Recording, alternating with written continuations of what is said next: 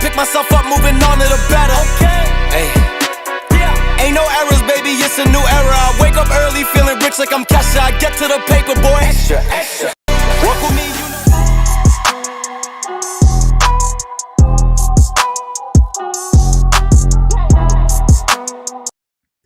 you know. Yo, what's going on, everybody? Welcome in to another episode podcast to talk about our favorite team, the Arizona Cardinals.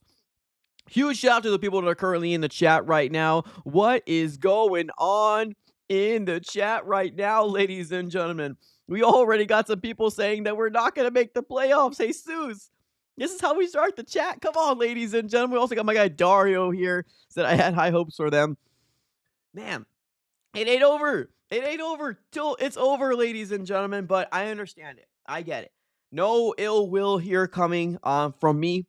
Can't speak for the rest of the chat here, ladies and gentlemen, but let's try to stay as positive as we possibly can. I get it. History tells us that the Cardinals don't usually do good in the situations, but we got to keep going. We got to keep going and see exactly what happens here, ladies and gentlemen. But do me a huge favor, ladies and gentlemen. Smack up the like button. Do it for the algorithm. Right now, we are chilling with about 30 people here in the chat. Nothing too crazy, but I get it. The engagement right now is definitely a little off with the Arizona Cardinals. We're still 6-6. We're still 6-6. We got the destiny in our hands, and hopefully we can take down the Seattle Seahawks.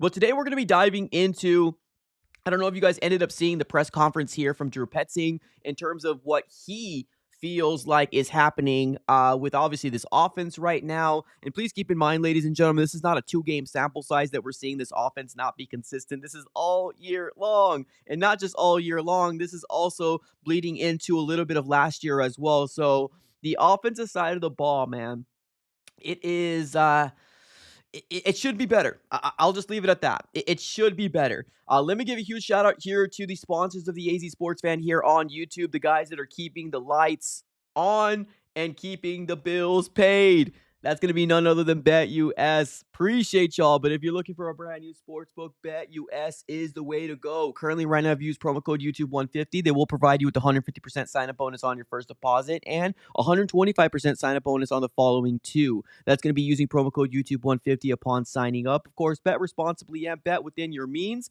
Now, ladies and gentlemen, let's go and dive right into it. Let's actually first things first, we're going to dive into the whole Drew Petzing press conference, what your guys' thoughts are, what my thoughts are. We're going to be deep diving into all that stuff here. But let me ask you guys this real quick. For all the people that are in the chat right now, appreciate you guys for being here, by the way, but I have a very, very big question. Does anybody know how to read lips? Does anybody know how to read lips out there? There's a specific scene that was played here, Cardinals versus versus Vikings, in that last play before the Cardinals threw an interception. The camera panned over to Jonathan Gannon. And just for my own curiosity, ladies and gentlemen, can anybody do me a huge solid if you are a master at lip reading? Let me know what you think Jonathan Gannon says in this specific clip. Let me go ahead and play the clip right now. There's going to be no audio. It's literally him just mouthing. I believe he's talking to the offensive coordinator, in my opinion. But what your guys' thoughts are on this?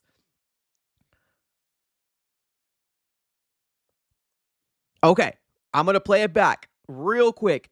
All you guys out there that are very, very good at lip reading, and even the people that are watching this on a playback, let me know what you feel like Jonathan Gannon says in this clip. To me, it says, I think he says this. To me, it looks like it says, yeah, I know, it should have been a 4 and 5. Right? Because keep in mind, this is the last play before Kyler Murray throws an interception. If you look at the screen, it's 4th and 10. But Jonathan Gannon, to me, it says, yeah, I know it should have been a 4th and 5. Do you guys see the same thing? That's what I think he's talking to the offensive coordinator. I think he says, yeah, I know it should have been a 4th and 5. Right? It's 4th and 10. Kyler Murray just took he tried to juke a guy out of his shoes, falls inbounds, had to waste a timeout. We were stuck at 4th and 10. And like I said, this is I'm not trying to make this bigger than it is. It's just for my own curiosity, because we get it, man. A lot of these coaches, they speak coach speak, man. They speak coach speak. So I don't know. It might be a little something to kind of look into, especially if he says, yeah, I know it should have been 4th and 5. I mean, the Cardinals had 5 yards in that very first play. They should have. They had 5 yards in that very first play with the dink and dunk. Kyler got sacked, strip fumble, got the ball back, and then Kyler does what he does in the right hand side, and then of course the interception. So to me, it looks like it says, yeah, I know we should have been 4th and 5 or 4th and 5. I don't know. You lip readers out there, read masters. You let me know what your guys' thoughts, especially you guys watching this on a playback. But let's go and dive right into it. Let's talk about Drew Petzing and what he had to say about the Arizona Cardinals offense. And let me know what your guys' thoughts here on the chat. Do you guys think that the Arizona Cardinals right now can fix what currently is going on the offensive side of the ball? I'm already starting to see some negative here's in the chat. Like I said, I don't blame you, but what is your thoughts right now on the 2024 Arizona Cardinals with 5 games left? Do you think we can fix the ship? Correct the ship? Let me know in the chat below, and while you're doing that, smack the like button, ladies and gentlemen. Let's get started here. Let's talk about what Drew Petzing had to say about the offensive line challenges, the struggles that we've been dealing with so far in these last 2 games after the bye week. I think this really more focuses on this Vikings game, but let's dive right into what Drew Petzing had to say about the O-line, the offensive challenges. Seen anything that's been more of a challenge maybe than it was earlier in the season? No, I think every game comes up differently, depending on who you're playing, what they do down there, what we need to take advantage of, things like that. So I really do think it's a week-to-week thing as you get into the red zone. Obviously, this week the penalties were a huge factor down there. Was there anything else that you were seeing consistently that you guys weren't doing as well once you got down into that area? No, I think you hit on it. When you put yourself behind the sticks, really anywhere on the field, but certainly in a shorter area of the field, I think it makes it hard. It does. It does. No, and I think he's correct when it comes down to the way that the Cardinals were beating themselves. Like, we were beating ourselves like a drum, ladies and gentlemen, when it comes down to just the way that we were functioning. We were beating ourselves up. We were causing dumb penalties, things that is very uncharacteristic of the Cardinals, especially in the beginning of the season. Now, yes, have we gone through some games where we're like, oh man, that's bad, right? Yeah, you guys are penalty. Usually, for the most part, in the beginning of the season, the Cardinals have done such a great job in limiting these pre-snap penalties that put us more behind the chains than we're used to, right? Than we're used to, right? Is what I meant to say. But I think Drew Petzing's right on the head. I mean, and this O-line, I keep saying O-line, I apologize. This offensive side of the ball's challenges when it comes down to it, we could very well be beating ourselves up, right? Now, the Seattle Seahawks game, there wasn't a lot of penalties in that game specifically, but that was a typical defensive division battle in the rain in Seattle. That's what that game was. There was penalties, but nowhere near the amount of penalties that we had in this game versus the Vikings. Like, we killed ourselves in this game. Now, I want to speak to one other thing that was asked to Drew Petzing about continuing with the penalties, right? He was asked about the ineligible man down the field. Now, I'm not sure if you guys remember this specific play, but this was supposed to be it almost looked like a designed run from Kyler, right? This was supposed to be a draw play. It's what it seemed like it was supposed to be from Kyler. Like a QB draw is what it seemed like it was supposed to be. Kyler Murray got congested back there. Froholt didn't know that Kyler Murray was going to shoot the ball over to James Conner and almost kind of seemed like a screenplay, right? He didn't know. So we were called back from you know what I'm trying. He shouldn't have been up the field, right? The offensive lineman, Froholt, shouldn't have been up the field. Now, he was asked about that. Drew Petzing was asked about that. And this is what Drew Petzing had to say about that specific play. Analysis started with the penalties. Yeah, I think certainly, if you look at what we did in the red zone last week, the penalties were a big part of it. Absolutely. On the illegal man downfield play, was that just Kyler improvising after the run? Yeah, a little bit of him. Certainly called a play. It wasn't there. He's going to play off schedule. Those things happen. You got to live with that. Illegal man downfield. That's what I was trying to say. Illegal man downfield. Now, there's a two-parter in this specific clip. Let's play it back one more time. Analysis started with the penalties. Yeah, I think certainly, if you look at what we did in the red zone last week, the penalties were a big part of it. Absolutely.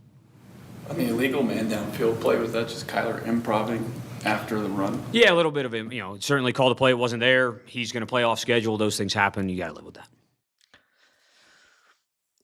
I don't know how I feel about that answer. I really don't. Like the whole Kyler Murray is an improver, right? Like when he's at his best, he extends plays. True. Absolutely. But there's a time and a place, in my personal opinion. If this play that was supposed to be a QB draw and your offensive line thinks that this is going to be a QB draw, that's something that I feel like we shouldn't be, oh, it's okay, you got to live with it. No, this is the reason why we're struggling with penalties, right? Because of little details that are not being addressed. Now, is this on Petzing for not addressing and said, hey, you got to commit. You got to commit. This offensive line, they thought you were going to do one thing and that you did something else, right? Maybe. I don't know. I don't like this answer. I really don't. And I'm not sure if it's I don't like this answer from Petzing or if I don't like this answer because Kyler should know better, right? Because in order for your team offensively to run like an oil machine, everybody needs to know what everybody's doing at all times, right? It almost kind of seems like there is a level of, he makes things happen with his legs on an improv. We're going to take this one on the chin, right? I don't know if I like that answer. I really don't. Now, I might be looking too much into this, but I don't like that answer. I really don't. If this was supposed to be a quarterback draw from Kyler Murray, commit. Commit. I mean, even if you got 3 yards, it's better than getting sent back. You know what I mean? Sometimes you got to outweigh the good with the bad. Maybe you got blocked. Okay, maybe the QB draw didn't work, but you also did get called back because of a penalty that put us more beyond the change, right? So this is the kind of stuff that I'm like, you shouldn't accept it, is what I'm trying to say, right? There's things that are coachable to tell your quarterback, hey, if this is what it is, and you see Froholt or one of these guys down the field because they think you're actually going to run that draw, you got to commit. I get the improv was cool, and the play actually worked. The play looked good, but we were called back because a illegal man down the field with Froholt.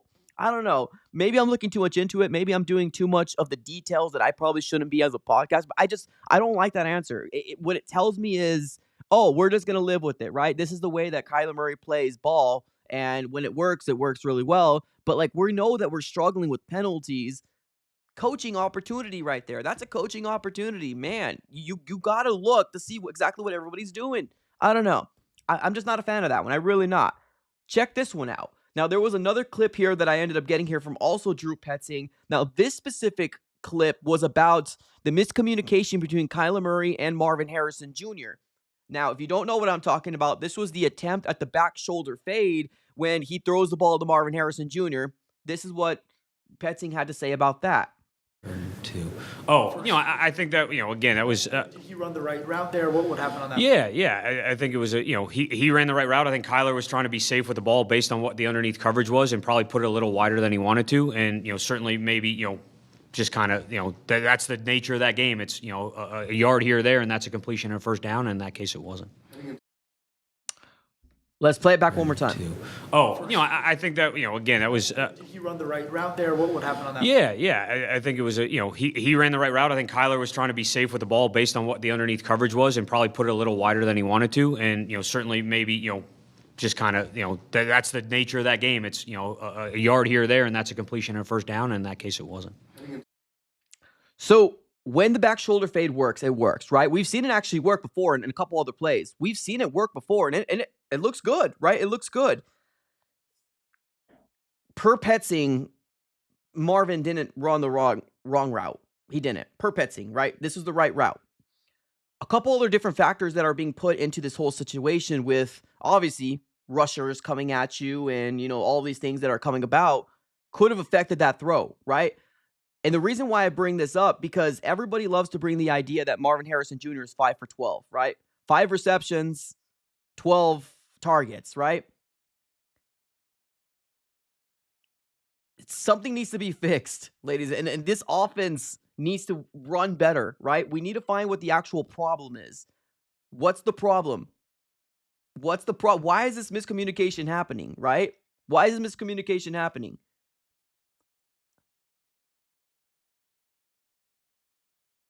I think Marvin Harrison Jr. is going to be fine, personally. I think Marvin Harrison Jr. is going to be fine. Is he 5 for 12 this game? Yes, he was.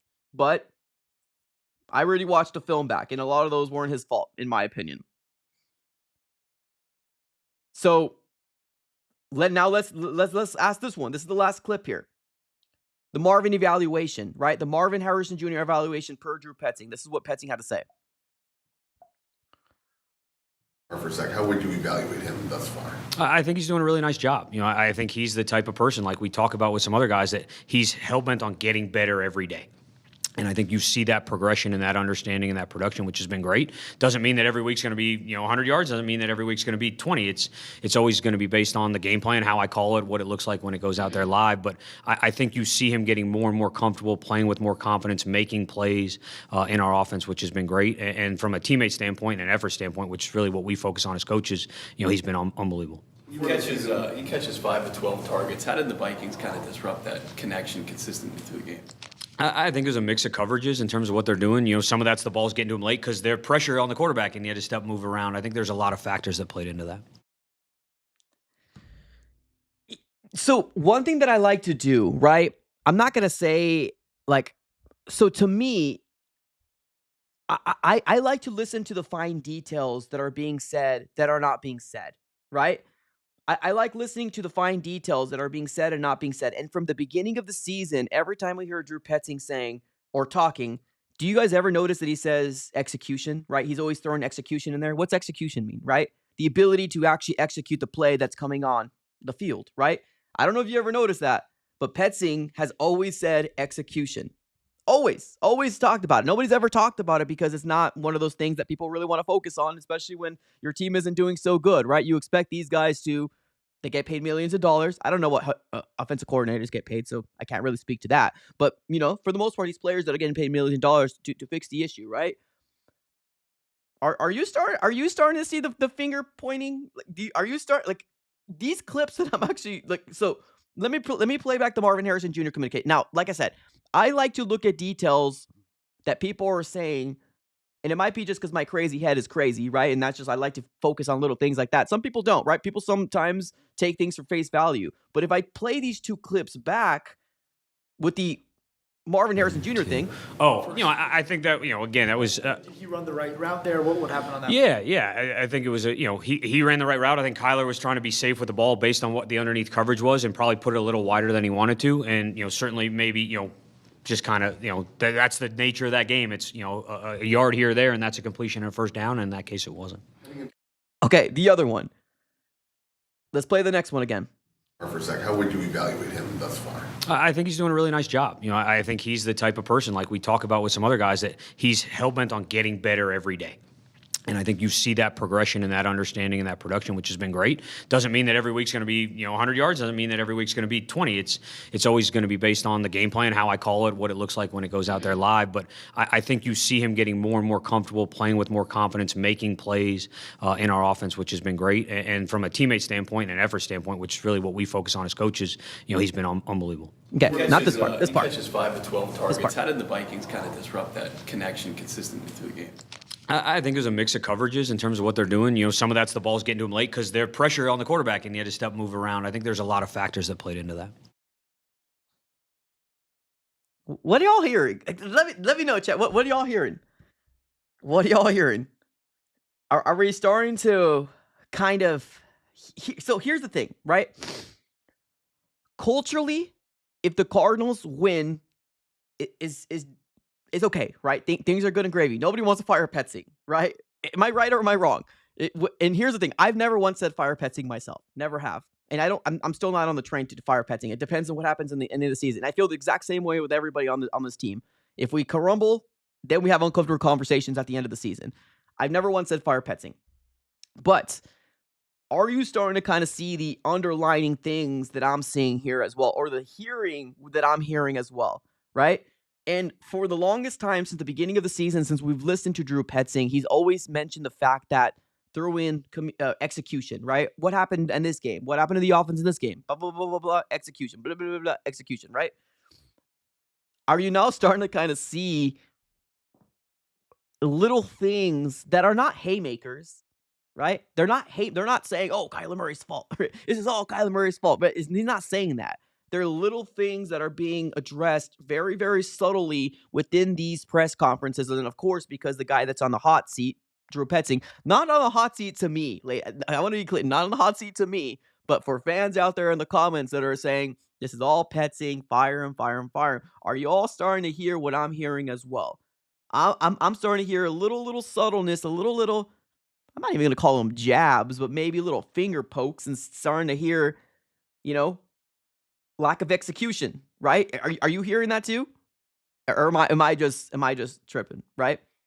Because in this miscommunication, per Petzing, Kyler Murray threw it a little wide. I think that, again, that was. Did he run the right route there? What would happen on that? Yes, he threw the right route. I think it was he ran the right route. I think Kyler was trying to be safe with the ball based on what the underneath coverage was, and probably put it a little wider than he wanted to. And put it a little wider than he wanted it to. Okay, little jab there, right?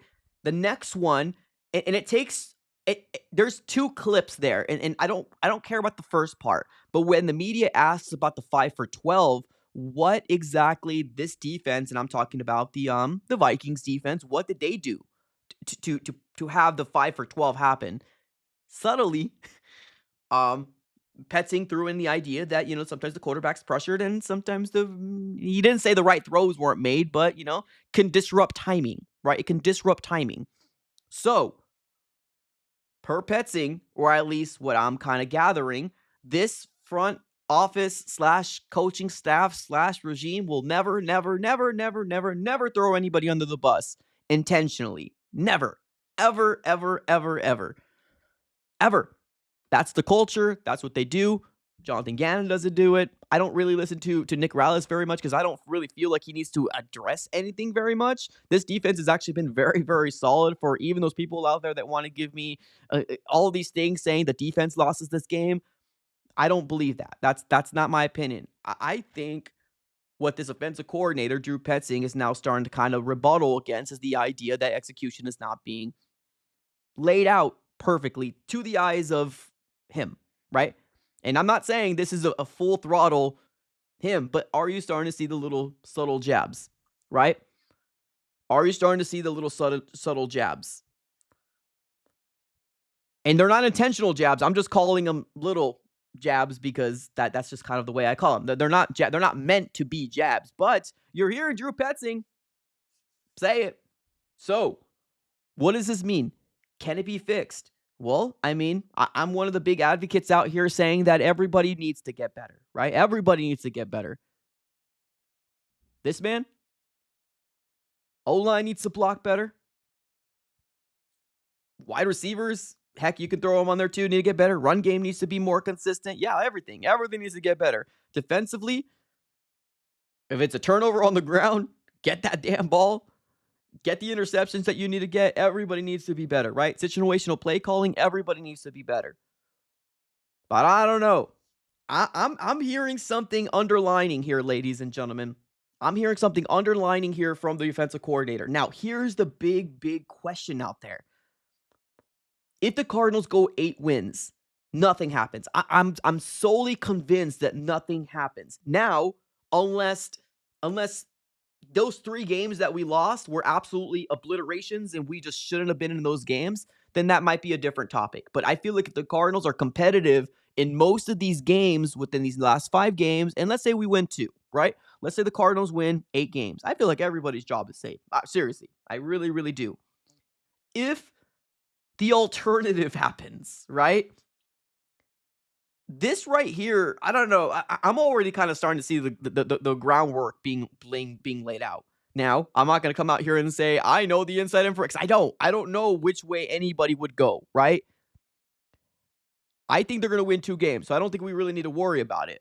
But there's been a big problem with this offense since last year. So it's not one of those things where it's like, oh, it's only 2 game sample size, Mike. What are you tripping about? No, this offense has been struggling like this inconsistencies for what seems like 2 years now, right? Even when Josh Dobbs was taking the helm, right? It was struggling then. It continued to struggle when Kyler Murray came in as well in terms of staying consistent. You've seen flashes, you've seen some things here and there, but we all kind of gave Kyler Murray a mulligan because it's 8 games, completely different system, completely different footwork, right? Everything is completely new to Kyler Murray. So we gave him that. So what it all comes down to now is now that we got this 12-game sample size, we're 6-6. That's not a bad place to be. It really isn't. I mean, honestly, the Cardinals are doing much better than most people anticipated, right? All these sportsbook had us at 4 wins, right? Guess what? We got 6 wins with the potential of making 2 more wins, which is 8 wins on the season. That's not bad. That's not bad at all. But hearing and listening to Petzing, things need to get fixed, man. Things need to get fixed. It's not all on Marv. It's not all on Kyler. It's not all on Drew. Everything needs to get fixed. Everything. But you win. Winning cures all. It does. And for the people out there, they're like, oh, that's not true. It's the truth, ladies and gentlemen. Winning cures all. And if you think this happens in only this organization, and I mean the up and down, we love them, we hate them, we love them, we hate them, right? Then you're only paying attention to one organization. Because I know for a fact there's at least 5 or 6 more that I know of the same organization that does the exact same thing that we do. So it's not a Cardinals fan base thing. Now, is it a little bit bigger sometimes with the Cardinals fan base because we're so small, right? The fan base is more of a tight-knit, right? So maybe that might be the case. Maybe it's more of apparent because the fan base isn't as big as, let's say, for example, a Steelers organization. But you got to be honest, like the Steelers, the Ravens, the Chiefs, right? These are all teams that are constantly winning, right? Constantly winning something. Games, their division, where you have the Arizona Cardinals division or organization that doesn't really amount to very much, do very good in 2 years, rebuild for 4 or 5. We're all really hoping that this is the answer. I actually do have a lot of confidence in Jonathan Gannon, if I could say so myself. I like Jonathan Gannon. I feel like he's the right person for the job. I think everybody listens to him. The quirkiness is out there. Yes, there's a little bit of things, the fire in the gut, the pew, pew, pew. That's all funny and fun in games, right? It is. But I truly do think he is the right person for the job in terms of being a long-term solution for the Cardinals. He speaks, people listen. He's got a culture, people want to follow it. He is the right head coach to me. There's now question marks. Is his coaching staff the right, people under him?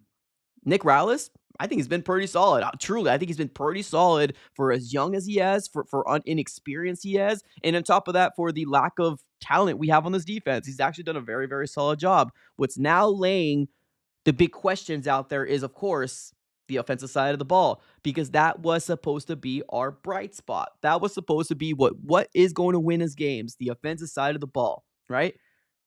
Now, Drew Petzing, this is his year 2. Kyler Murray, this is his year 6. How are we struggling, right? How are we struggling? Why aren't we scoring touchdowns? Or why are we beating ourselves up for little details? And that's the thing. These are little details that Jonathan Gannon preaches about. You got to know what these details are. Because if you don't, you'll get beat. You'll get beat. Why aren't we... And I'm not talking about Jonathan Gannon. He's the voice. He's the voice of reasoning. Why isn't the people under Jonathan Gannon listening to these little details that are going on? The detail that I would have loved for the Cardinals to address is the one that was on this clip. Analysis started with the penalties. Not this part. Yeah, I think certainly, if you look at what we did in the red zone last week, the penalties were a big part of it. Absolutely. This one. I mean, illegal man downfield play, was that just Kyler improving after the run? Yeah, a little bit of him. Certainly called a play. It wasn't there. He's going to play off schedule. Those things happen. You got to live with that. So here's that right there, right? You got to live with that. I don't like that. I don't like that at all, because you can improv if this isn't a play that's going to take your offensive line up, right? If your offensive lineman, or at least one of them, thought that you're going to go up there because this is a quarterback draw, these are the details that you need to kind of find yourself to kind of get back to the level of, hey, you got to coach. You got to coach. You got to say, I don't like when he says you got to live with it. Because it almost kind of tells me, oh, it's a pass then, right? Because of how great Kyler Murray can be in being an improv player. I don't like that, oh, you just got to live. I don't like that. I don't like that at all. I really don't. I don't know what the conversations are being had, though, right? Maybe it's different behind closed doors. Maybe he is saying, hey, if it's a quarterback draw, commit. I would rather you take 1 or 2 yards as opposed to getting back behind the chains, right? That's what I would say as a head coach, or not head coach, as an offensive coordinator. No, don't do that. This is a QB draw, and that means that this center of yours is going to go up the field because he thinks you're going to do this, but you're actually going to take it back and throw it there, right? The improv is great, but it has to be in certain plays. These are the little details that I'm saying that you got to go ahead and fine tune, right? You got to fine tune those little details. And if you don't, guess what? Vikings game, you beat yourself because you're just not paying attention to all these little things, right? So to me, in certain plays, it's completely 110% okay to improv. 110% okay to Kyler is one of the best at improving at all, right? But if it's a specific play that gets your or your offensive line up the field because they think they're going to block for you, maybe stay clear of doing something like that, right? Put us behind the chains. We know the history from there, right? And I believe that was the same play or the same drive, if I'm not mistaken, that there was an intentional grounding. I think that was the same drive, if I'm not mistaken. But I don't know. I'm just not a fan of that. I'm not a fan of that response. I'm really not. And that's on Petzing, right? That's on Petzing. But I get it. Like, this coaching staff is not one of those coaching staff that come out and say, "Oh, well, hey, this is what I need you to do." They're more of a, "Hey, let's look at this play. What do you think you could have done better?" Right? Okay, let's move on. That's the coaching staff that this is. And it works. It's okay. But are you really, really coaching? Right? Are you really, really coaching the details when you're coming out here and saying you got to live with it because Kyler Murray is such a great improver?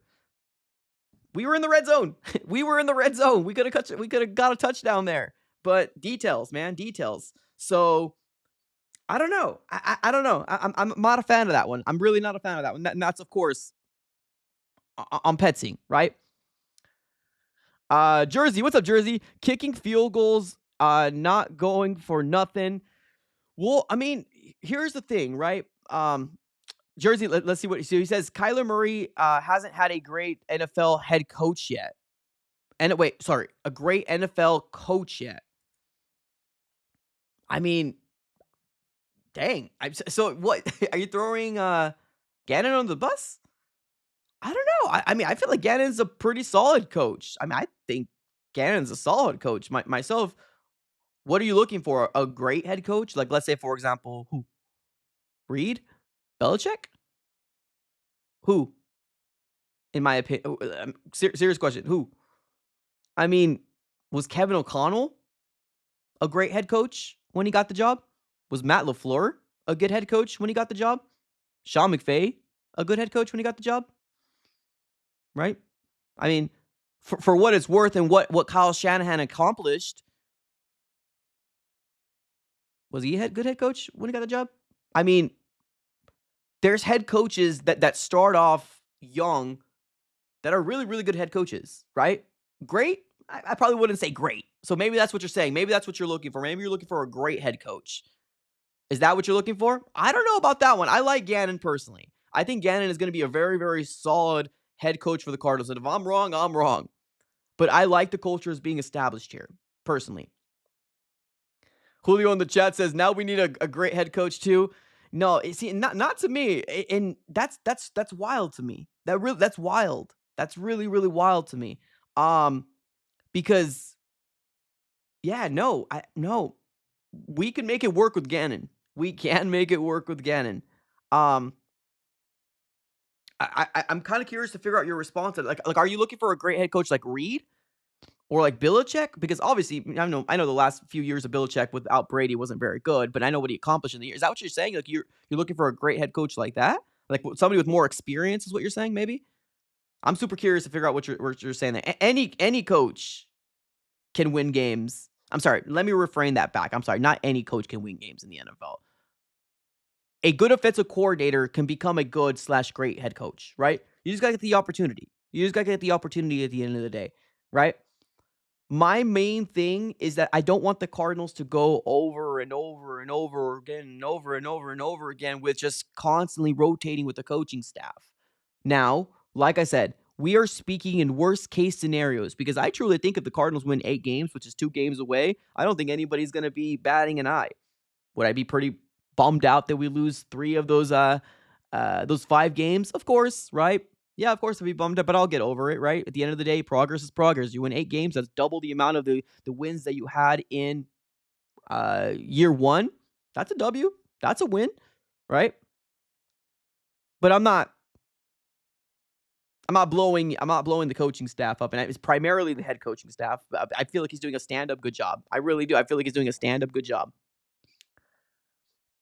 Mr. Fat Gangster, what's up, man? Mr. Fat Gangster says the OC lacks of scheme adjustments during these losses is what the biggest issue.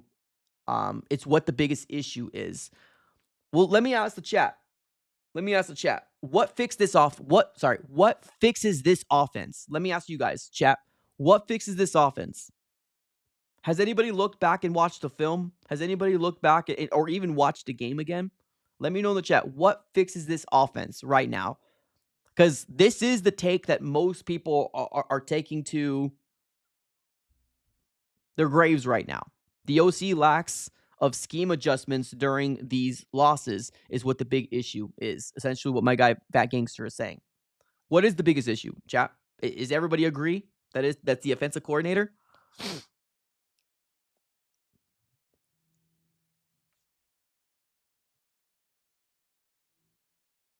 Dario says penalties, coordination, time. It's December football. We still have a chance at the division. This game stretch will reveal what K1 is made of. Okay. Touchdowns touchdowns and fluidity in the passing game. Okay. I agree. 100%. Agree that touchdowns need to be converted more times than not, right? And yes, I agree. I think the field goal, 1 touchdown to Marvin Harrison Jr. was definitely a problem. 100%. 100%. But let me ask you guys this. Have you guys rewatched the film in terms of what happened to get us to that level, right? Because let's call it like it is. And I've said this before and I'll say it again, right?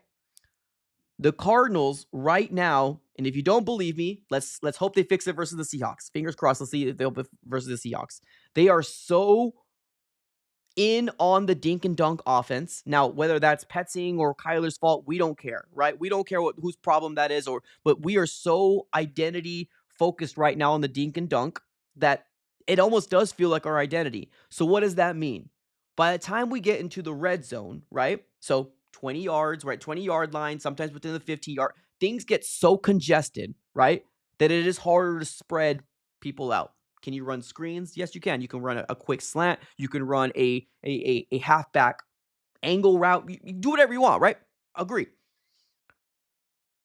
What's happening, especially, I'm only speaking to the Viking game. By the time we got down there, penalties killed us. And that's penalties from Tip. That's penalties from Kyler. I'm sorry, well, Kyler's decision, but it was technically on Froholt for being illegal, right? In the front up there. There was a what's that? What am I trying to say? What is that ball when you unintentional grounding, right? These are things holding. These are things that when you're in the red zone, if you're so driven on the fact that you are a dink and dunk offense and that's what you're good at and that's what you're used to, by the moment you blink your eyes and you're sitting at 1st and 20, right? And let's call it like it is. If you're sitting at 1st and 20 because you beat ourselves with either a holding call or even a 5-yard penalty, we're throwing a run somewhere in there, right? Can we be right? We're throwing a run somewhere in there. That's just the forte of this team. Connor, Benson, Amari, doesn't matter. We're throwing a run. You don't see shots in the end zone. You don't. Now, is that scheme? Is that because the play calls don't allow for it? Is it because our guys aren't getting separation? Is it because Kyler Murray isn't throwing the ball in the end zone? Or are we not getting these chunk plays? It's everything, right? By the time the Cardinals are at 1st and 20, we're so heavy on these dink and dunk that there was a specific drive that the Cardinals ended up beating ourselves up, right? We beat it. We're back behind the chains. And on the 3rd and, I wouldn't say manageable. I think it was like a 3rd and 9, 3rd and 7. It was definitely a 3rd and long, right? It was definitely a 3rd and long. Instead of taking a shot, and I get it, right? You want to get points. You're at the end zone or at the red zone. You might as well don't risk an interception, right? But that's what it is. Like, Kyler Murray threw a underneath route to Amari DeMarcado, right? If it works, we praise him. If it doesn't work, then you ask yourself, were we even trying to convert that third down, right? So these are the things. The dink and dunk is great. It works. You get yards out of it. And that's why the Cardinals had over 400 yards total offensively. We killed it. Time of possession, we killed it. We had like 7 or 8 more minutes than the opposing team. We should have won this freaking game. We should have won this game. We're just not moving the ball down the field past the sticks. And that's even outside the red zone too. That's even back here when we're sitting at the 20 or the 30. We got to take more shots, right? On a second down, take 10 yards, take 11 yards, get more comfortable with these wide receivers thinking that the ball is coming to you. That's what we got to do a little bit better. Get more shots down the field. Don't just focus on this dink and dunk. Because by the time we blink our eyes, we're sitting at 4th and 10, right? We're sitting at 4th and 10. And there was just no chance for the Cardinals. There was no chance for the Cardinals at all. There's been many times that we've seen third downs, 3rd and 6, 3rd and 5, 3rd and 8, 3rd and 9. And what do? Dump off the ball. Either a run or check down, right? Check down, flat routes, check downs. So what I really want to find out and what I really want to hear is, why did we decide to go for it on the run plays, right? But that's the thing. Like, I've said this on my post game too. It's hard to harp on it because wasn't there like 2 third downs that the Cardinals actually got, like on 3rd and 7 and 3rd and 9 on the second half? In the first half, there was one that absolutely looked obliterated and it got blown up, right? But it actually did work. But what does that tell you as a fan? You're sitting at 3rd and 6 and you're arguably taking the ball out of the hands of your best weapon, Kyler, right? Is this coaching staff confident? Is this coaching staff confident in this offense to convert that? Or would they just rather risk it and say, hey, let's go for the run and potentially get the points, right? This offense is still clunky is what I'm trying to get at, right? And I don't care who's to blame. This offense is still clunky. Execution, play calls, everything. It is still clunky. We're not getting those middle range shots in a consistent basis, which means we don't have the chemistry. Those deep shots, we don't have those either very much at all. Everything is short, underneath. Trey McBride, make a play. James Conner, make a play. I'm dumping it off to you, make a play. And it's working. It works. By the time we beat ourselves up, right? Stupid penalties, get behind the chains from there. So, going back to what Drew Petzing had to say, right? These little clips that we're starting to see. I don't know. I'm starting to hear little subtle jabs. To me, right? Especially on this miscommunication one right here. I think that, again, that was... Did he run the right route there? What would happen on that? Yeah. I think it was, he ran the right route. I think Kyler was trying to be safe with the ball based on what the underneath coverage was and probably put it a little wider than he wanted to. And, certainly maybe, just kind of, that's the nature of that game. It's, a yard here or there, and that's a completion and a first down. And in that case, it wasn't. He put it a little wider than he wanted it to, he says. He put it a little wider than he wanted it to, right? Little subtle jabs there that I'm starting to kind of hear. But it hasn't started here. It's been like that. He's always mentioned execution, or every time he talks about a loss, execution. He throws it in there. He says blah blah blah blah blah, and he speaks really quickly too. So if you don't catch it, Petzing's a fast speaker. It's like tick, tick, tick, tick, tick, execution, right? Tick, tick, tick, tick, and he keeps going, right? The subtle jabs are starting to come out here. Now, fix it. Or we talk about very uncomfortable situations or uncomfortable topics here in the offseason. Fix it. Who's the problem? That's not our decision. That's you guys to figure it out. This offense needs to run better. Very better. Now, for the new people that are coming in here, this is another subtle jab. Not this first clip. I will point when I'm talking about the subtle jab that comes along. So this is when they were talking about Marvin's evaluation, but the question was asked about him being 5 for 12. What was the Vikings doing to Marvin to have that stat line? So how would you evaluate not this him first thus part. far? I think he's doing a really nice job. I think he's the type of person, like we talk about with some other guys, that he's hell-bent on getting better every day.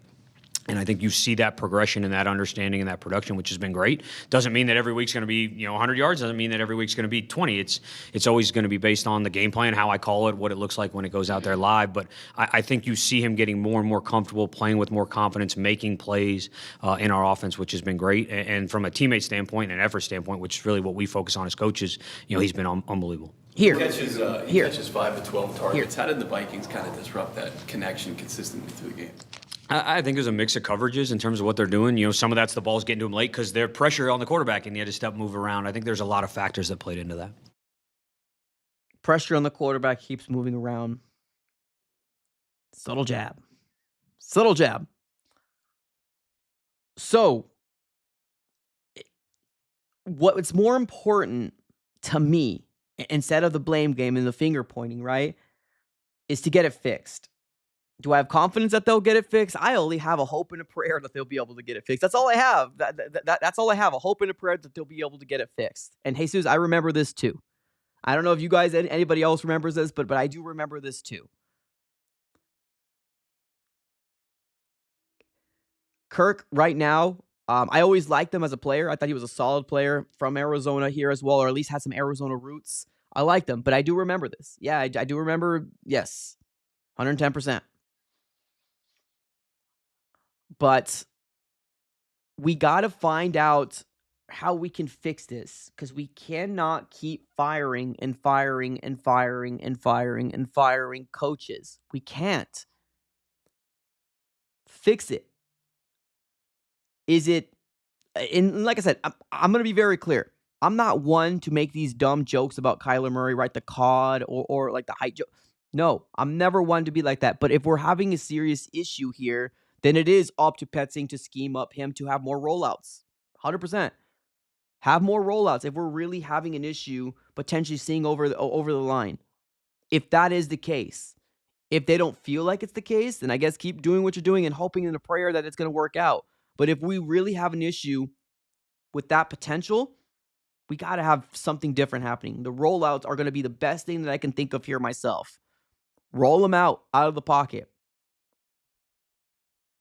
and see what he can do. See what he can find. Now, of course, when you roll out, you're limited to the amount of plays that you have because you're either favoring the right-hand side or the left-hand side of the field, right? So you're limited to the routes that you have. So if you have another route on the opposing side, I don't think anybody's really got 110% confidence that Kyler's going to be able to throw the opposing side. I mean, maybe he probably can, but I would rather us have these quick routes, right? Especially with the rollouts when everybody kind of follows the quarterback.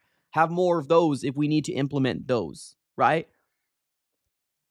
Because I have watched the film back. I have watched it in different angles. There's plays to be made.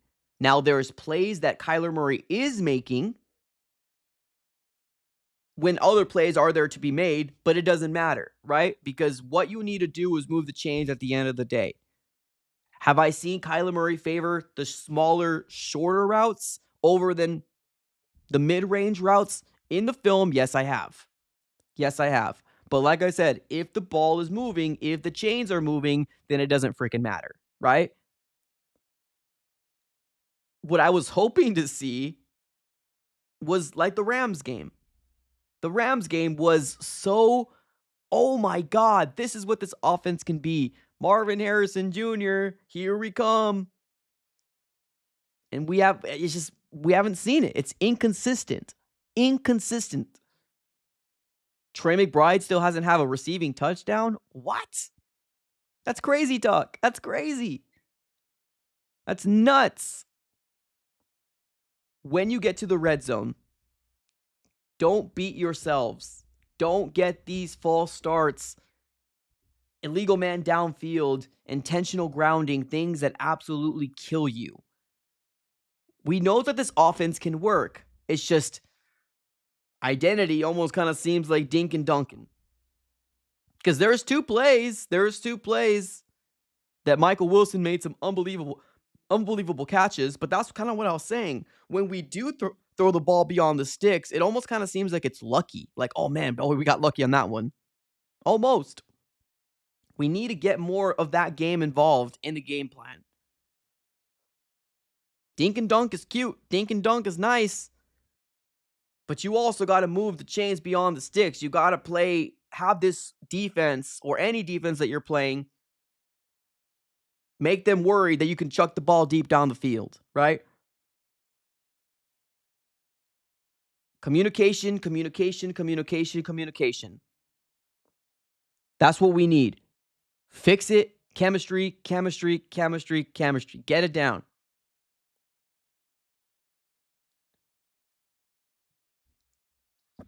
Kyler is a prolific thrower while on the run. Bootlegs should be a majority of the pass. I think bootlegs should be a lot more implemented. I really do. We were talking so much in this offseason that man, oh man, oh man, oh man. Let's get Kyler Murray rolling out of the pocket. It's going to be good. It's going to be amazing. We've all talked about it. We've all said that this is going to work. This is going to be cool. Kyler Murray doesn't need to be Superman anymore, right? Cliff Kingsbury depended too much on Kyler Murray. We all said to ourselves. We all said it. I agree. I think he's still a really good thrower of the ball. Biggest knock I've seen from Kyler is sometimes he gets a little jittery. Sometimes he gets a little panicky.